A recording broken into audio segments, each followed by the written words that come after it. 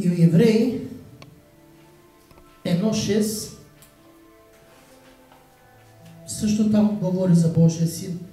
И Бог заповеда на своя син, когато пък въвежда първородния на света, каза: поклонете му се нему всички Божии ангели. Тук ние виждаме, че не само човеците може да се покланят пред Бога, но и Божиите ангели. Ако спомнили си, когато Исус беше на кръста, когато каза един от разбойниците, нали, да се спаси, какво каза той? Колко легиона? Милиони. Колко легиона му се покоряваха, каза една дума, ако беше казал, какво ще да стане на това място? Знаете какво стана с онези? С онези, които се скланяха на идола, на този образ на телец, когато Моисей беше в планината. Някой спомни ли си колко хиляди паднаха тогава? 23 хиляди паднаха. Библията казва, че земята отвори и бяха погълнати от земята. И ако Исус само кажеше една дума, но вижте, тогава въпреки това те щяха да паднат много повече. Но Моисей какво направи? Се застъпи за много. Исус, ако искаше, можеше да бъде унищожен от онова място. Но какво каза той? Прости, защото не знаете какво вършат. Може би днес църквата също не знае какво върши. Има някой при нас са добри плодове пред Бога, но днес също църквата не знае какво върши. Знаете ли защо? Докато църквата се държи на малките неща, тя не може да бъде угодна на Бога.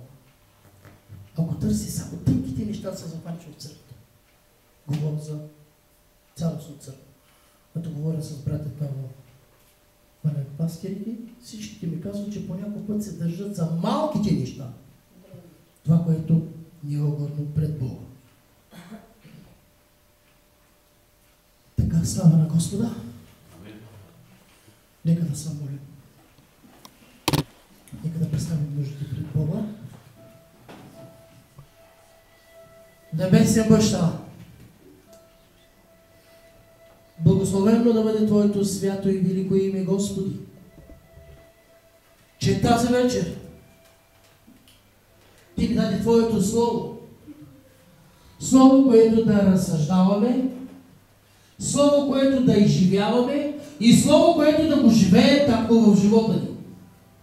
Моля Те тази вечер това Слово да бъде запечатано, Господи, въпреки трудно за приемане, но Ти да научи да живеем чрез Твоето Слово. Трудно и на онези хора, които не са научили да живеят с Тебе, Боже мой, да живеем с страхопочитание пред Теб. Да Те почитаме в сърцето си, Господи, и всеки ден да бягаме от греха. Всеки ден да бягаме от греха и да се доближим до Твоята благодат. Боже, вложи думите си в устата ни и вкоренявай това Слово в сърцата ни и чрез това Слово да живеем. И наистина да познае Твоята църква, че църквата, която е поставена на кадара, тя не ще отпадне.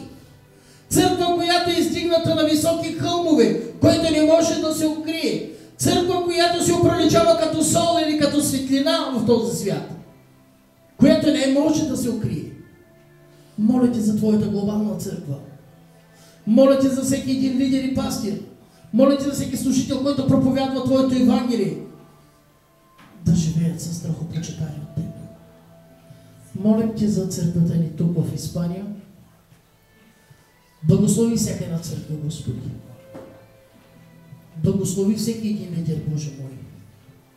Молим Ти, Господи, отново тази вечер благославяме църквите, както в Португалия, така и във Франция, така и Те моля, Господи, за църквите в Германия.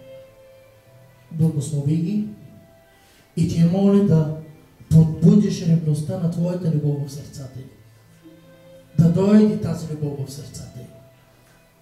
Моля Ти, Боже, моля Ти, Господи, за всяка една църква в Германия, за всеки един лидер, който проповядва Твоето Евангелие.